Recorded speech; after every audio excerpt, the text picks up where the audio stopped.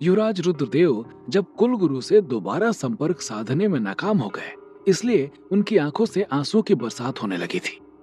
चूंकि उन्हें कुलगुरु की बात सुनकर पता चल चुका था कि इंद्रनगर में भी कुछ आफत आ चुकी है, इसलिए भी वो घबराए हुए थे।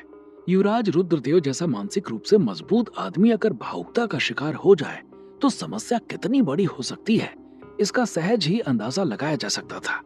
युवराज रुद्रदेव को बहुत ज्यादा परेशान देखकर शांति देवी और रॉकी ने उन्हें कंसोल करना शुरू कर दिया था। पहले कुछ देर तक तो युवराज रुद्रदेव टूटे हुए बैठे रहे, लेकिन आखिरी में वो उठकर खड़े हो गए थे और शांति देवी के साथ गाड़ी के अंदर बैठने लगे थे। युवराज रुद्रदेव अभी गाड़ी में बैठने जा ही रहे थे कि उन्हें एक जानी पहचानी आवाज सुनाई पड़ी, और उस आवाज को सुनकर जब युवराज रुद्रदेव पलटे तो अपने सामने का नजारा देखकर वो हैरान रह गए थे। उनके सामने रिया माथुर खड़ी हुई थी, जो बहुत ही गुस्से के साथ उन्हें देखे जा रही थी। अभी कुछ देर पहले जब आसमान में कुलगुरु के संदेशा आने से एक बिजली चमक गई थी, तो रिया माथुर भी घर की तरफ लौट रही थी और फिर कोई अनजान खतरा भांपकर वो रुक गई थी। उसके बाद जब सब शांत हुआ है और बारिश रुकी तो वो अपने घर की तरफ रवाना होने को हुई, और जैसे ही वो आगे बढ़ी कि उनकी निगाह कार के पास जमीन पर बैठे युवराज रुद्रदेव, जिन्होंने रिया माथुर के घरेलू नौकर गोली का रूप लिया हुआ था, के ऊपर पड़ गई थी। चूंकि युवराज रुद्रदेव ने जब से गोली का रूप लिया था, उसके बाद से फिर दोबारा वो रिया माथुर के घर नहीं गए थे। अगर उन्हें ये सुराग मिल जाता कि जिस राज्य रक्षक सिद्धार्थ को वो ढूंढ रहे हैं उनका पता रिया माथुर को मालूम है, तो वो शायद रुकते भी। लेकिन जब गोली का रूप धारण किए हुए युवराज रुद्रदेव रिया माथुर और अमन से मिले थे, तो उस टाइम रिया माथुर को भी सिद्धार्थ के बारे में नहीं मालूम था। ये तो रिया मैडम है, सिद्धार्थ की बॉस, ये तुम्हें कैसे जानती हैं? युवराज रुद्रदेव के कानों में रॉकी की आवाज सुनाई पड़ी।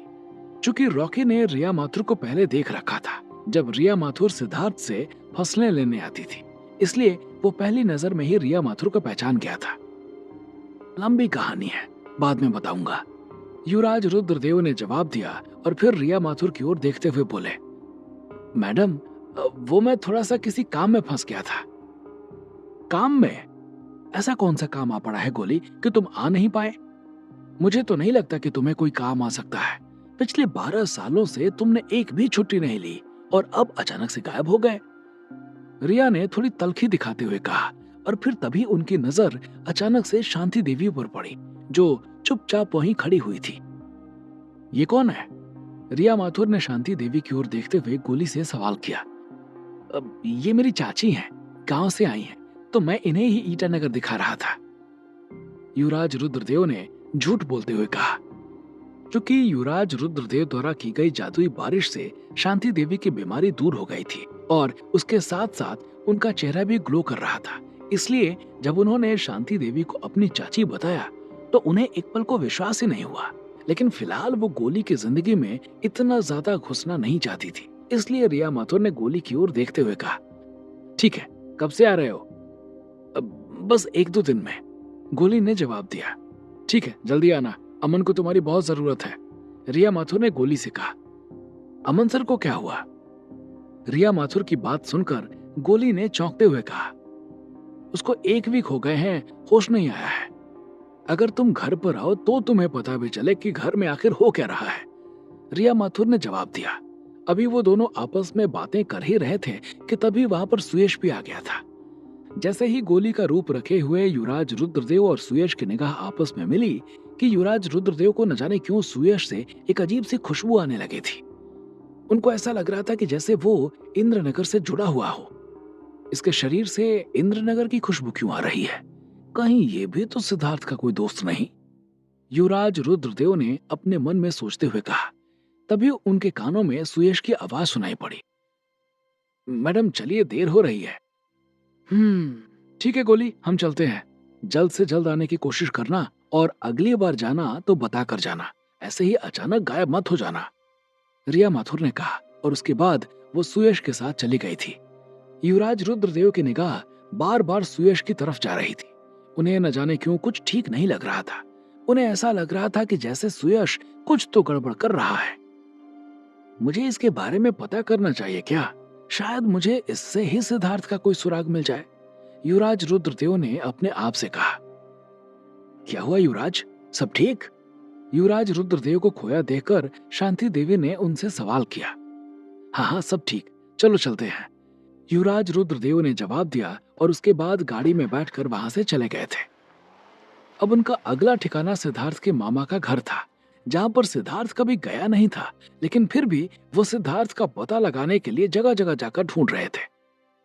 इधर युवराज रुद्रदेव सिद्धार्थ को ढूंढ रहे थे और उधर दूसरी तरफ सिद्धार्थ बुद्धा मार्शल आर्ट्स के एक कमरे में बैठा हुआ था। उसके साथ में गुरबचन और गुल्लू बैठे हुए थे। बीरेन शर्मा किसी काम से बाहर गए हुए थे, इसलिए इस वक्त वो वहां पर नहीं थे। तो भाई कब आए आप, बताया नहीं आपने, सिद्धार्थ ने गुरबचन से सवाल किया। मैं सुबह ही आया, मुझे अंकल ने पहले ही भेज दिया था, इसलिए मैं जल्दी आ गया, गुरबचन ने जवाब दिया। अच्छा, आप रेणुका आंटी से भी नहीं मिले, उनसे मिलकर आना चाहिए था, सिद्धार्थ ने गुरबचन की बात सुनने के बाद ठिठोली लेते हुए कहा।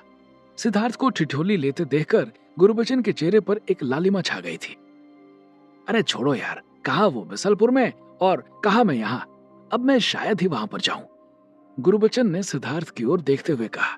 उसकी आंखों में रेणुका के लिए प्यार तो दिख रहा था, लेकिन वो कहते हैं ना, एक उम्र के बाद प्यार होना भी आपके लिए खतरनाक बन सकता है। रेणुका और गुरबचन की अब उम्र हो चुकी थी, इसलिए इनके बीच में प्यार होना सामाजिक नजरिए से और खासकर के गांव के एरिया में अच्छा नहीं समझा जाता था।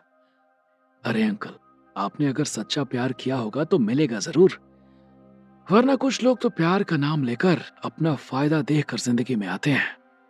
ये कहते हुए सिद्धार्थ ने एक लंबी सांस भरी और अपनी जगह पर ही पसर कर बैठ गया था। उसकी आंखों के सामने सुकृति के साथ बिताए हुए पल तैरते चले गए थे। एक चोर के चक्कर में हुई मुलाकात को सिद्धार्थ ने इत्तेफाक मान लिया था, लेकिन वो नहीं जानता था कि जो कुछ हुआ था वो सब प्लानिंग के साथ हुआ था।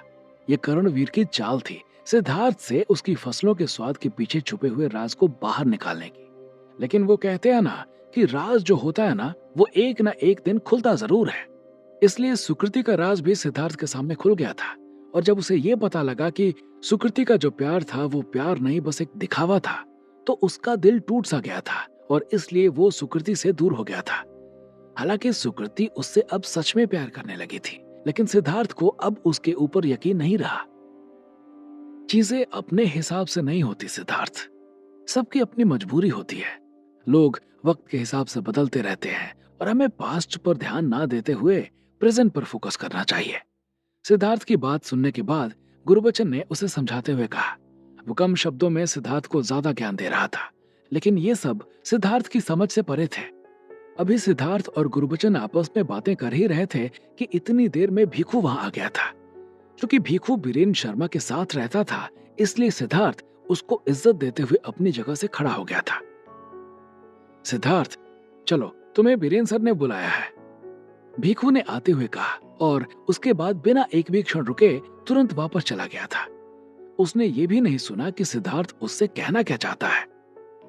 भीखू के जाने के बाद सिद्धार्थ गुरबचन की तरफ देखते हुए बोला, ठीक है भाई, मैं अंकल से मिलकर आता हूं।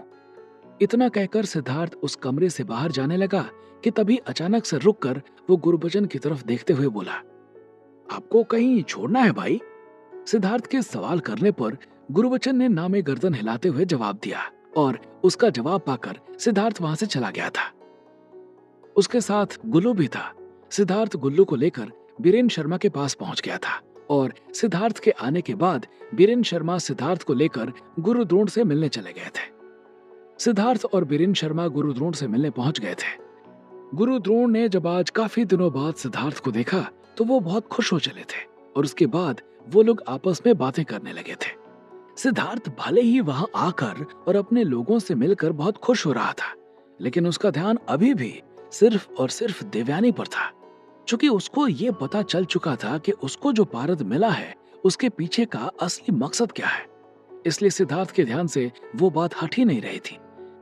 करीब 20 से 25 मिनट तक बात करने के बाद सिद्धार्थ और बीरेन शर्मा गुरुद्रोण के कमरे से बाहर निकल आए थे, और उसके बाद बीरेन शर्मा सिद्धार्थ को वहीं छोड़कर चले गए थे।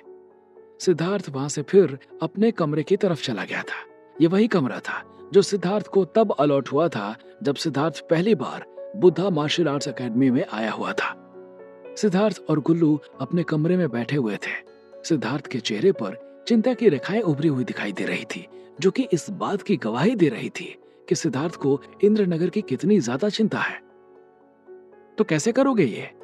तुमको राजस्थान तो जाना ही है, लेकिन जाओगे कैसे? इस बारे में सोचा है क्या? गुल्लू ने सिद्धार्थ से सवाल किया। हाँ, मैं उसी के बारे में सोच रहा हूँ कि आखिर में मैं कैसे जा सकता हूँ। सिद्धार्थ ने लंबी सांस लेते हुए जवाब दिया। सोचना नहीं है, इस बारे में जल्दी सोचना होगा तुम्हें, वरना कयामत आने के बाद अगर तुम इंद्रनगर पहुंचे तो तुम्हारे जाने का क्या फायदा? गुल्लू ने सिद्धार्थ को जवाब दिया। तुम सही कह रहे हो गुल्लू भाई, लेकिन कोई रास्ता मिलना भी तो चाहिए। ऐसे कैसे मैं अब अकेले चला जाऊं? अगर मैं पिताजी को ऐसी हालत में छोड़कर जाता हूं तो माँ दुखी होंगी। उन्हें लगेगा मैं सैर सपाटा करने के लिए जा रहा हूं। सिद्धार्थ ने जवाब दिया। तो उन्हें सच बता दो, गुल्लू ने जवाब दिया। तुम्हारा दिमाग खराब है क्या? गुल्लू का जवाब सुनकर सिद्धार्थ ने उसे जवाब देते हुए कहा। फिर क्या करोगे? आंटी को सच बताओगे नहीं तुम, अकेले जाओगे नहीं तुम, तो फिर क्या करोगे? गुल्लू ने सिद्धार्थ से कहा। इतना बकबक कर रहे हो, कुछ तुम भी सोच लो। अगर कोई रास्ता दिमाग में आ रहा हो तो बता दो। सिद्धार्थ ने गुल्लू की तरफ देखते हुए कहा, और उसकी बात सुनकर गुल्लू चुप हो गया था और उसके बाद आगे के रास्ते के बारे में सोचने लगा था। अभी गुल्लू इस बारे में सोच ही रहा था कि तभी उसके दिमाग में एक आइडिया ने जन्म लिया और वो सिद्धार्थ की तरफ देखते हुए बोला, मेरे पास एक आइडिया है, लेकिन ये थोड़ा रिस्की है। जल्दी बताओ, सिद्धार्थ ने हड़बड़ाते हुए कहा। और सिद्धार्थ के पूछने के बाद गुल्लू ने अपने दिमाग में उपजे हुए आइडिया के बारे में सिद्धार्थ को बताना शुरू कर दिया था।